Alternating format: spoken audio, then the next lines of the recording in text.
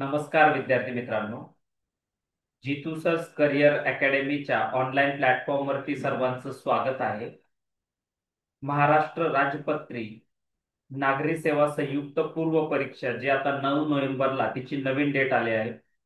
तर त्या परीक्षेच्या अनुषंगाने आपण 2023चा जो काही राज्यसेवेचा पेपर होता तर त्याच्यातल्या पॉलिटी सेक्शनचा आपण आज रिवाईज घेतोय. आता काय झालंय की बऱ्यापैकी विद्यार्थ्यांचं राज्य घटना किंवा कॉन्स्टिट्यूशन हे वाचून झालेलं आहे. आणि आता शेवटच्या टप्प्यामध्ये जर तुम्ही PYQ जर बघितले, त्याचे थोडे अनालिसिस जर बघितले, तर तुमचे जे काही मिसिंग पॉइंट्स आहेत तर ते त्या कन्सेप्ट तुमच्या क्लिअर व्हायला याच्यातनं मदत होणार आहे. तर चला विद्यार्थी मित्रांनो, आज आपण ह्या 2023च्या पेपर मधले जे काही 15 प्रश्न आहेत ते डिस्कस करू. तुमच्या स्क्रीनवर पहिला प्रश्न आहे 71 नंबरचा. खालीलपैकी कोणते विधान अनुच्छेद 164 मध्ये समाविष्ट नाहीये? 163 आणि 164 हे मंत्रिमंडळ, त्याच्यानंतर मुख्यमंत्री आणि राज्यपाल यांचे संबंध कसे मुख्यमंत्री आणि कॅबिनेट सोबत, तर त्याच्या रिगार्डिंग हे प्रश्न आहे हा किंवा हे आर्टिकल्स आहेत. हे संसदीय शासन पद्धती संबंधीचे आर्टिकल आहेत. संसदीय शासन पद्धती संबंधीचे हे दोन कलम आहेत. तर याच्यामध्ये बघा 164 मध्ये काय दिलंय? मुख्यमंत्र्यांची नियुक्ती राज्यपालाद्वारे केली जाते. बरोबर आहे. Chief minister shall be appointed by governor. मंत्रिमंडळ राज्याच्या विधानसभेला एकत्रित जबाबदार असणार नाही. Council of minister is not collectively responsible to the legislature. हे चूक आहे. Council of minister is collectively responsible to the legislature. आता बघा, इथं जर मल्टी स्टेटमेंट मधलं जर उत्तर असतं आणि तुम्हाला जर मार्कच नाही द्यायचे, तर ह्या काउन्सिल ऑफ मिनिस्टर ऐवजी इथं कॅबिनेट असतं. काय असतं की cabinet shall be collectively responsible to the state legislature. तरी तुम्हाला वाटलं असतं की बरोबर आहे. तर लक्षात ठेवा, इथं काउन्सिल ऑफ मिनिस्टर आहे. कॅबिनेट आणि काउन्सिल ऑफ मिनिस्टर ह्या दोन शब्दांकडे वाचताना कंटिन्युअसली लक्ष असू द्या. तुम्हाला जेव्हा आयोगाला किंवा पेपर सेटरला मार्क द्यायचे नसेल तर तो कोणत्याही पद्धतीने देतच नाही. तो क्वेश्चन त्या लेवलला सेट केलेला असतो. 100 पैकी हार्डली काही 5-10 पोरांना किंवा 5 ते 10% लोकांना येऊ शकेल. बाकी बऱ्यापैकी लोक चुकत असतात. दिसताना तो सोपा वाटतो, पण मात्र त्याच्या फ्रेमिंग मध्ये थोडंफार गडबड केलेली असते. त्याच्यानंतर 3 नंबर स्टेटमेंट बघा. Other minister shall be appointed by governor on the advice of chief minister. बरोबर आहे. A minister who for any period of 6 consecutive months is not a member of legislature of the state shall at the expiration of that period cease to be minister. म्हणजे एखादा व्यक्ती एखादा व्यक्ती कोणत्याही सभागृहाचा सदस्य नसेल तरीही मंत्री होऊ शकतोय. महाराष्ट्राचा विचार केला तर महाराष्ट्रात विधान परिषद आहे आणि विधानसभा आहे. तर असा कोणताही व्यक्ती की जो विधानसभा आणि विधान परिषद कोणत्याही सभागृहाचा सदस्य नाही, असा व्यक्ती सुद्धा काय होऊ शकतो विद्यार्थी मित्रांनो? मंत्री होऊ शकतोय. पण त्याला पुढच्या 6 महिन्याच्या आत कोणत्या तरी एका सभागृहाचं सदस्यत्व मिळवावं लागतं. ही महत्वाची बाब आहे, हे लक्षात ठेवा. तो 4 नंबरही बरोबर आहे, 3ही बरोबर आहे, 1ही बरोबर आहे. 2 नंबरचं स्टेटमेंट चूक आहे, कारण की इथं मंत्रिमंडळ राज्याच्या विधानसभेला एकत्रित जबाबदार असते नाही, चुकीचं आहे. ठीक आहे विद्यार्थी मित्रांनो, तो चला पुढचा प्रश्न बघू आपण. त्याच्यामध्ये अजून एक पॉइंट क्लिअर करायचा राहिला. 6 राज्य आहेत की जिथं द्विगृह आहेत, ज्याला आपण बुटकाम, लक्षात ठेवा. बुटकाम: बिहार, उत्तर प्रदेश, तेलंगणा, कर्नाटका, आंध्र प्रदेश आणि महाराष्ट्र. ही 6 राज्य आहे की जिथं द्विगृह आहेत. त्याच्यानंतर पुढचं आहे Indian citizenship. Indian citizenship of person can be terminated. नागरिकत्व किती पद्धतीने संपुष्टात येते, तर त्याच्या काही बाबी दिलेल्या आहेत. व्यक्तीने स्वेच्छेने अन्य देशाचे नागरिकत्व स्वीकारले तर. बरोबर आहे. A person voluntarily acquire citizenship of other country. घटनेच्या कलम 9 नुसार जर तुम्ही दुसऱ्या देशाचं नागरिकत्व घेतलं तर तुमचं जाणार आहे. इथे कलम 9, आर्टिकल 9 लक्षात ठेवा. व्यक्तीस नोंदणीद्वारे नागरिकत्व मिळवल्यानंतर 5 वर्षाच्या कालावधीत त्यात 18 महिन्याचा कारावास झाला असेल तर हे चूक आहे. इथे 2 वर्ष आहे. जर तुम्ही बाय रजिस्ट्रेशन नागरिकत्व घेतलंय किंवा मराठीत आपण ज्याला नोंदणी पद्धतीने म्हणतो विद्यार्थी मित्र, जर नोंदणी पद्धतीने जर तुमचं नागरिकत्व आहे आणि त्याच्यानंतर त्या 5 वर्ष संपण्याच्या आतच जर 2 वर्षाचा कारावास असेल तर तुमचं नागरिकत्व जातं, 18 महिने नाही. तो हे स्टेटमेंट काय तुमचं इथे चुकीचं आहे. फसवणूक आणि गैरप्रकार करून जर नागरिकत्व मिळवले ना असं भारत सरकारचं जर समाधान झालं बरोबर आहे. व्यक्तीने भारतीय घटनेशी अनिष्टता दाखवली तरी बरोबर आहे. सो ड हा 2 नंबरचा ऑप्शन आहे. बी चुकीचा, डायरेक्टली एका पॉइंट वरती तुम्हाला उत्तर दिलेलं आहे. बरोबर आहे विद्यार्थी मित्रांनो. 2 पॉइंट फक्त इथं क्लिअर करतो की भाग 2 पार्ट 2 मध्ये नागरिकत्व आहे कलम 5 ते 11.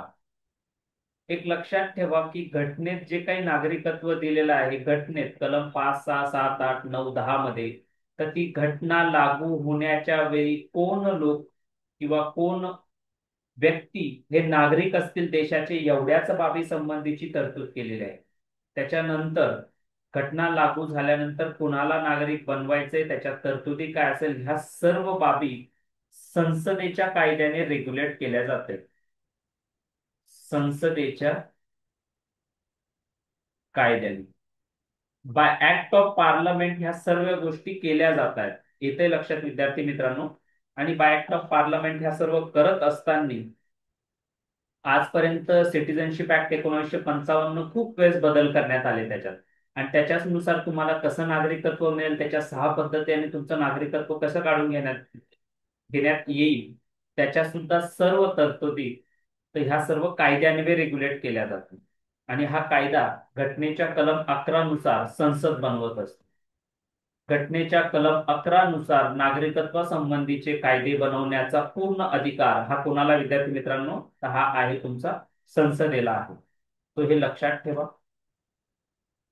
पुढचं आहे तुमचं सोर्सेस.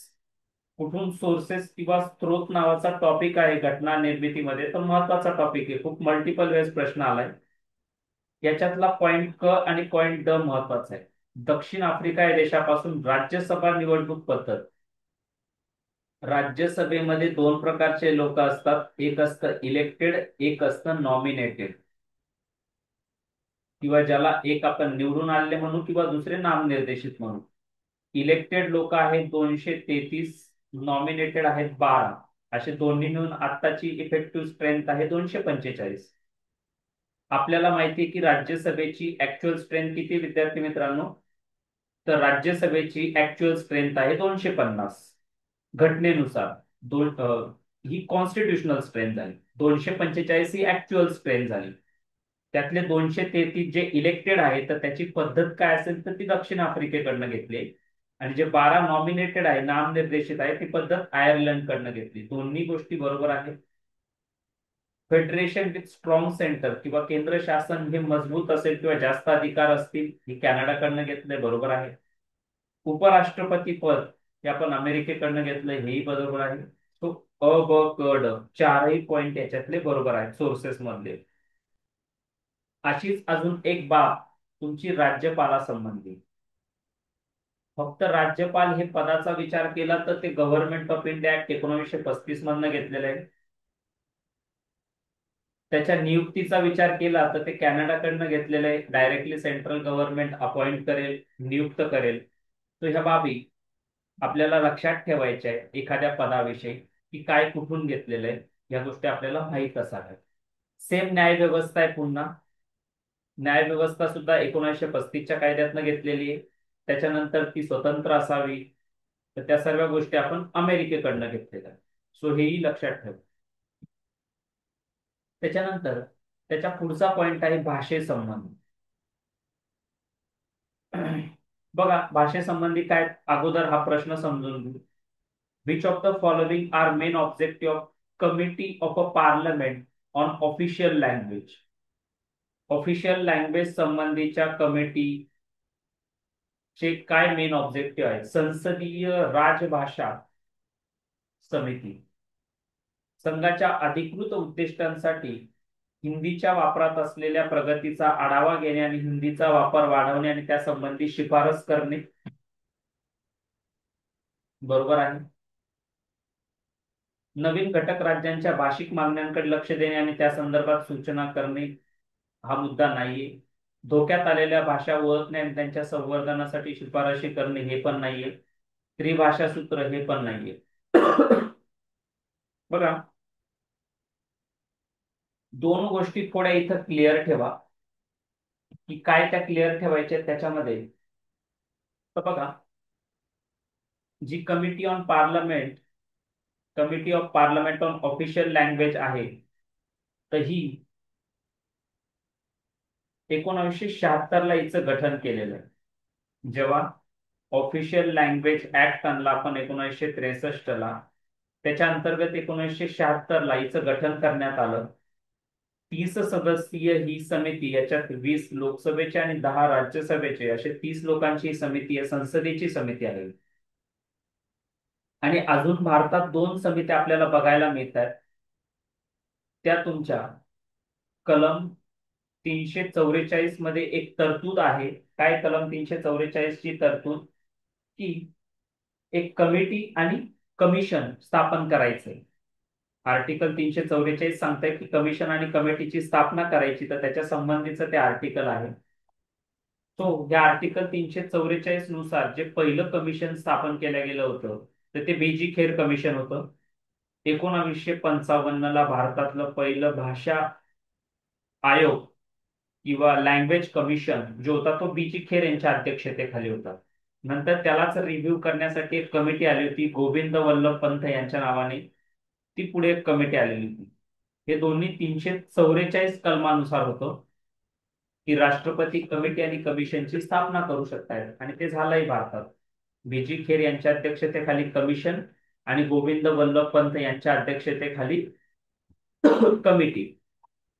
आणि ही जी तुम्हाला संसदीय भाषा समिती दिसते ती ऑफिशियल लँग्वेज ऍक्ट अंतर्गत 1976 ला स्थापन केलेली आहे. तर याचं उत्तर आहे विद्यार्थी मित्रांनो ई. ठीक आहे. काय याचं उत्तर? याचं उत्तर आहे ई. याच्यात अजून एक लक्षात ठेवा, 350 ए, 350 बी आणि 351. काय विद्यार्थी मित्रांनो? 350 ए, 350 ए नुसार एखाद्या अल्पसंख्याक भाषिक अल्पसंख्याक समुदायाच्या लोकांना त्यांच्यातल्या जे मुलं असतील त्यांचं प्राथमिक शिक्षण हे मातृभाषेत व्हावं. 350 बी नुसार काय, भाषिक अल्पसंख्याकांसाठी अधिकारासाठी किंवा लिंग्विस्टिक ऑफिसरची तरतूद आहे. 351 नुसार काय की हिंदी भाषेचा वापर वाढवण्यासंबंधीच्या तरतुदी आहे. हे सर्व गोष्टी लक्षात असू द्या. भाग 17, काय भाग 17 मध्ये भाषा आहेत, हे लक्षात असू द्या. 3 प्रकारच्या भाषा आहे. राष्ट्रीय भाषा नाही.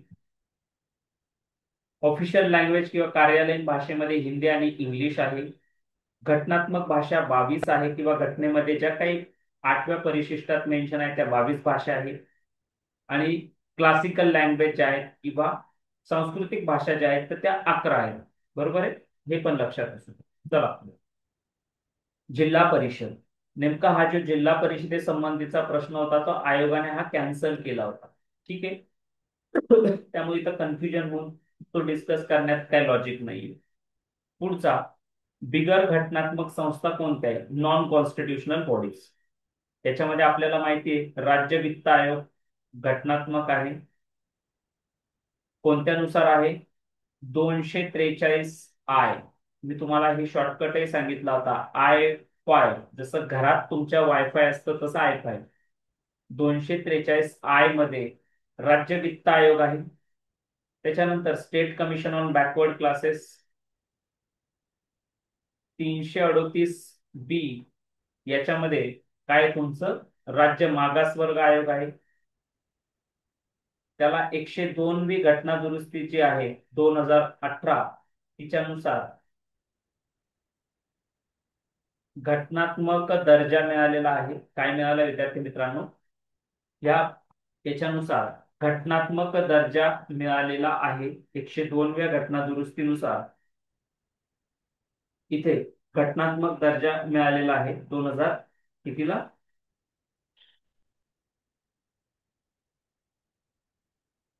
2018ला.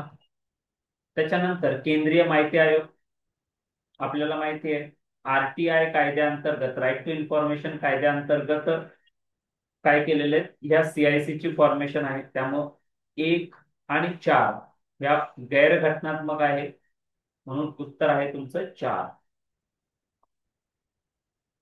आणि 2 आणि 3 ह्या घटनात्मक संस्था आहेत. आता हे जे काही राज्य मागासवर्ग आयोग आहे तर हा 1993 ला स्थापन आहे. मंडल केसमध्ये सुप्रीम कोर्टाने केंद्र शासनाला डायरेक्ट केलं होतं की मागासवर्गीयांसाठी त्यांचं समावेश करणं, त्यांना काढून टाकणे किंवा कोण कोण मागासवर्गीयामध्ये असावे याच्यासाठी एक परमनंट किंवा स्थायी स्वरूपाचा एक आयोग असावा. आणि त्याच्या त्या डिरेक्शन नंतर राज्य शासनाने केंद्र शासनाने या आयोगाची स्थापना केली. आणि पुढे याला आता 102व्या घटना दुरुस्तीनुसार घटनात्मक दर्जा मिळालेला आहे. पुढे बघा 77 नंबर, लोकपाल आणि लोक आयुक्त अधिनियम सुधारणा अधिनियम 2016 याच्यावरती प्रश्न विचारला गेला. बेसिकली लोकपाल लोक आयुक्त जे बिल होतं ते 2013चं आहे आणि जे 16 जानेवारी 2014 ला लागू झालंय. ही महत्वाची फॅक्ट आहे, बरोबर आहे ती. ठीक आहे. त्याच्यानंतर पुढे बघा it is also amended the section 44 of 2030 act that deals with the provision of furnishing detail of asset and liability of public servant. सार्वजनिक सेवकांनी मालमत्तेचे आणि दायित्वाचे तपशील सादर करण्याच्या तरतुदींची संबंधित असलेले 2013च्या कायद्यातील कलम 44 हे देखील दुरुस्ती करण्यात आलेले आहे. ठीक आहे. आता हा पॉईंट थोडा ऑफबीट वाटतोय, 2 मिनिटं आपण थांबू. पुढचा पॉईंट वाचू. सर्व घटक राज्यांनी लोकनियुक्त पदाची स्थापना 1 वर्षाच्या आत करणे बंधनकारक आहे. आता ही जी तरतूद आहे तुमची, तर ही तरतूद काय विद्यार्थी मित्रांनो, ही तरतूद आता इथे 2016 नाही, वरती 16च्या प्रमुख तरतुदी असा शब्द वापरला. ही तरतूद आधीचीच आहे, त्यामुळे ही इथं चुकीची ठरते. जर क कट केला तुम्ही, सी 1 2 आणि 3, ऑटोमॅटिकली 3 ऑप्शन कट होतात, डायरेक्टली 2 उत्तर येते. दुरुस्तीनुसार सार्वजनिक सेवकांनी मालमत्तेचे आणि दायित्वाचे तपशील 30 दिवसाच्या आत सादर करण्याच्या कालावधीची तरतूद हटवण्यात आली. तेही बरोबर आहे. तो अ ब ड अशा 3 ऑप्शन याच्यामध्ये आहे. 8 सदस्य असतात लोकपालमध्ये, त्याच्यातले 50% सदस्य हे अनुसूचित जाती जमाती, त्याच्यानंतर ओबीसी, त्याच्यानंतर महिला, या वेगवेगळ्या घटकातनं 50% सदस्यत्व असतं आणि उरलेलं 50% सदस्यत्व हे जनरल आहे. तो ही बाब महत्वाची लक्षात ठेवा. त्याच्यानंतर स्क्रीनिंग कमिटी काही नावं सजेस्ट करतं आणि मग त्याची नियुक्ती केल्या जाते. पुढे बघा, आत्ताच आला तो राज्य मागासवर्ग आयोग किंवा duties of national commission on backward classes. आता सांगितलंच मी, त्याच्यावर बोललोच की मंडल जजमेंट नंतर याला हे एक नॉन कॉन्स्टिट्युशनल बॉडी स्थापन झाली आणि 102व्या घटना दुरुस्तीनुसार आता त्याला काय केलेलं आहे, घटनात्मक दर्जा प्राप्त झालेला आहे. 338B मध्ये त्याचं स्थान आहे. आणि नॉर्मली जसं chairman plus vice chairman plus 3 member अशा पद्धतीचंच त्याचं कॉम्पोजिशन आहे. चेअरमन हे मॅक्सिमम 2 टर्म पर्यंत काम करू शकतात. ह्या सर्व तरतुदी national commission for schedule caste and schedule tribe सारख्याच बघितल्या जातात. आता याचे काय काय कर्तव्य आहेत, पहिलं बघा, सामाजिक आणि शैक्षणिक दृष्ट्या मागासलेल्या वर्गांच्या हक्क आणि संरक्षणापासून वंचित वंचित राहण्याच्या संदर्भात विशिष्ट चौकशी तक्रारींची चौकशी करणे. बरोबर आहे विद्यार्थी मित्रांनो हा पॉईंट. आता इथं लक्षात ठेवा, जर पेपर सेटरला तुम्हाला मार्क द्यायचे नसले तर इथं सामाजिक आणि आर्थिक शब्द वापरला जाईल. सामाजिक आणि आर्थिक दृष्ट्या मागासलेल्या वर्गांच्या, आपण सहज वाचताना आपल्याला ते शब्द आपण एवढे फोकस करत नाही. इंग्लिशमध्ये बघा, सोशली आणि एज्युकेशनल ऐवजी जर इकॉनॉमिकली बॅकवर्ड क्लासेस वाटलं तर बरोबरच वाटेल. To enquire into specific complaint with respect to deprivation of rights and safeguard of socially and economically backward classes आपल्याला बरोबर वाटेल आणि आपण करेक्ट करू. जेव्हा तुमचा मार्क कट करायचा असेल त्यावेळेस इतक्या छोट्या शब्दांमध्ये सुद्धा बदल केल्या जातात आणि आयोगाचे हे बदल मागच्या 10-15 वर्षाच्या पेपरमध्ये तुम्ही बघितले तर तुम्हाला लक्षात येतील. जिथं मार्क द्यायचे नाही तर तिथं असे काहीतरी बारीक लेवलला, तर तुमची रीडिंग तितकी केअरफुल असावी. क्वालिटीच्या between the line, quality study करत असताना बिटवीन द लाईन तुम्हाला खूप साऱ्या गोष्टी सापडतात. त्यामुळं PYQ केल्यानंतर ह्या गोष्टी क्लिअर होतील तुमच्या. पुढे, सामाजिक आणि शैक्षणिक दृष्ट्या मागासलेल्या वर्गांचे सामाजिक आर्थिक विकासामध्ये सहभागी होणे आणि सल्ला देणे. आता बघा, इथं सामाजिक आर्थिक आलाय, इथं सामाजिक शैक्षणिक आलाय. काय, to participate and advice on socio-economic development of socially and educationally backward classes. मराठीत वाचताना कन्फ्यूज होतं. तर हे सामाजिक आणि शैक्षणिक दृष्ट्याचा शब्द आहे, आर्थिक नाही. तिसरा पॉइंट, सामाजिक आणि शैक्षणिक दृष्ट्या मागासलेल्या वर्गांचे संरक्षण, कल्याण, विकास, प्रगती या संबंधी इतर कार्य पार पडणे. हेही पॉइंट बरोबर आहे. तो तीनही वरील पैकी सर्व बरोबर आहेत. अ, ब, क. ओके, चला पुढचा प्रश्न. आता हा रॅन्डम प्रश्न होता, चुकीची जोडी सांगितली त्यांनी. काय चुकीची जोडी? Communist party of India CPI, Marxist 1964 ला स्थापना आहे, याची बरोबर आहे. हे जी CPI आहे हिची स्थापना मात्र 1920 ची आहे, त्यामुळे हे चुकीचं आहे. बहुजन समाजवादी पार्टी 1984 बरोबर आहे. तृणमूल काँग्रेस 1998 बरोबर आहे. तो ऑप्शन नंबर 2 हा फॅक्च्युअल पॉइंट, याच्यावर मी जास्त डिस्कशन करत नाही. एखादा असा ऑफबीट पॉइंट येऊन जातो, त्यामुळे त्या कंटेम्पररी फेजला जर एखादी पॉलिटिकल पार्टी किंवा काही गोष्टी चर्चेत असेल तर थोडं लक्ष असू द्यायचं. त्याच्यानंतर पार्ट्स, ह्या पार्ट्स मध्ये क्वेश्चन नंबर 80 भाग 1 संघ आणि त्याचे कार्यक्षेत्र, भाग 3 मूलभूत अधिकार, भाग 9 पंचायत राज, भाग 2 नागरिकत्व. हा प्रश्न साध्या वर्गवारीत येतो. तर एक लक्षात ठेवा, तुम्हाला जर विचारलं तर सांग रे बाबा भाग 8 काय काय भाग 8? तर भाग 8 आहे विद्यार्थी मित्रांनो, केंद्र शासित प्रदेश. जर तुम्हाला विचारलं की सांग रे बाबा भाग 9 ब काय आहे, कोऑपरेटिव्ह सोसायटीज. त्याच्यानंतर तुम्हाला विचारलं सांग रे बाबा भाग 17 काय आहे, ऑफिशियल भाषा, कार्यालयीन भाषा. 18 मध्ये काय आहे, आणीबाणी. ठीक आहे, तर अशा पद्धतीने काही महत्वाचे भाग आहे. 20 मध्ये काय आहे,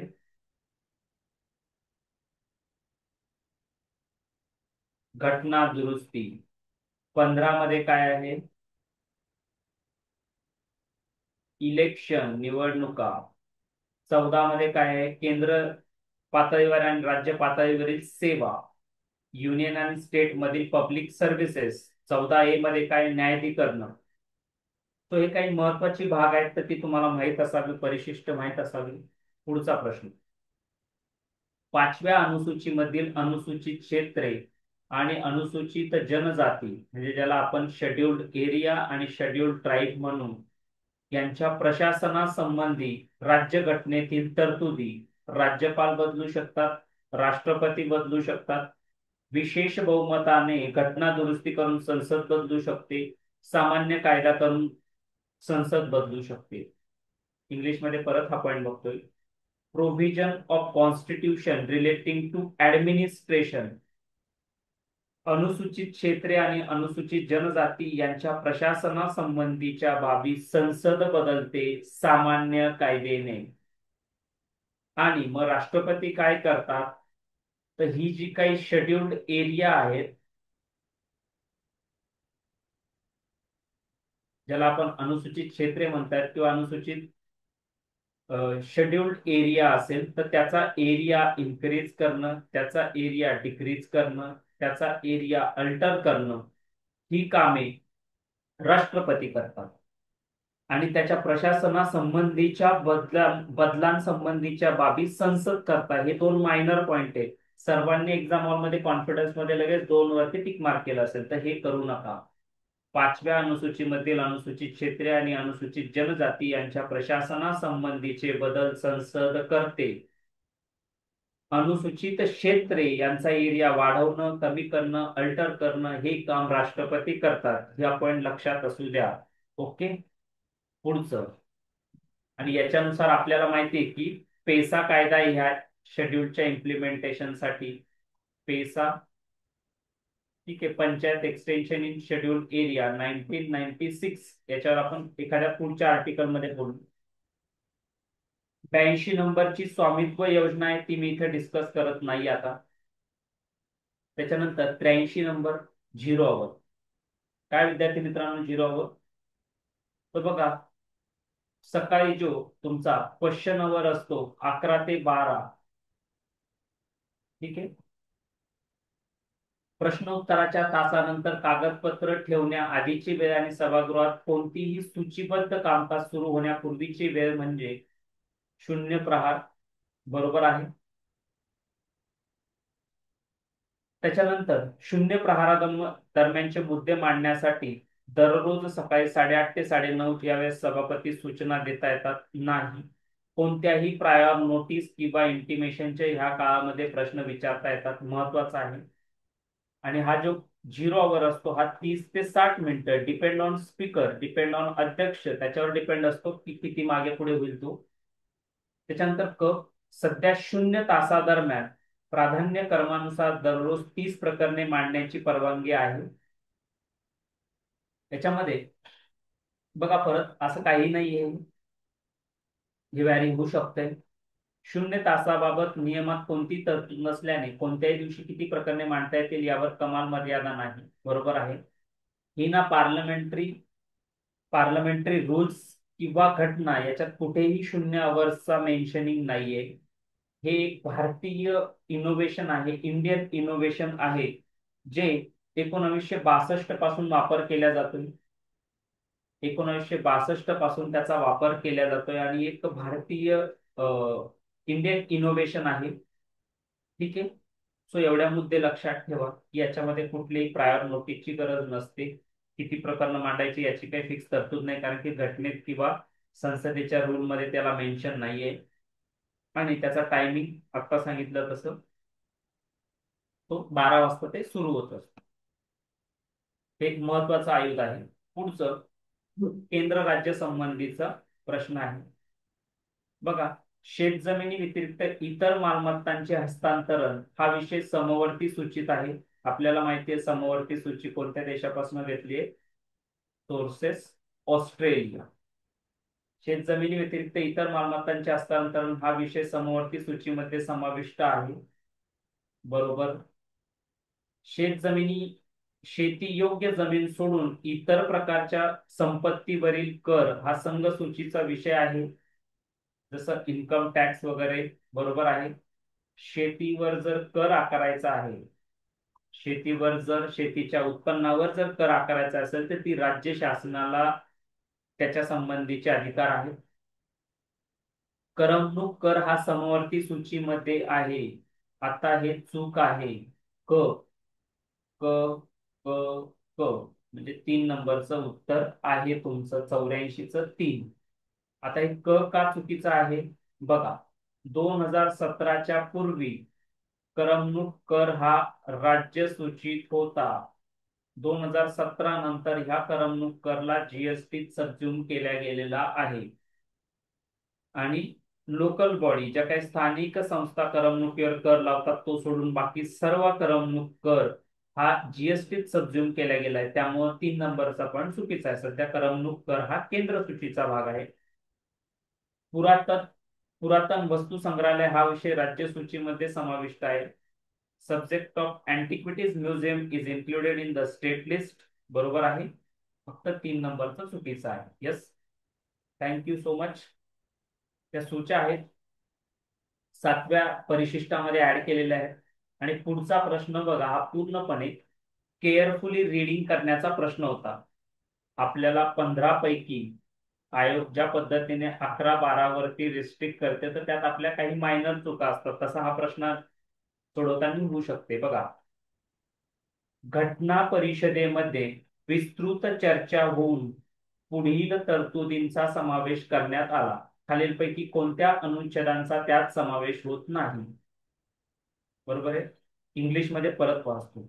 after extensive discussion of constituent assembly म्हणजे घटना सभेचं इथं याच्यावरती भाष्य केलेलं आहे.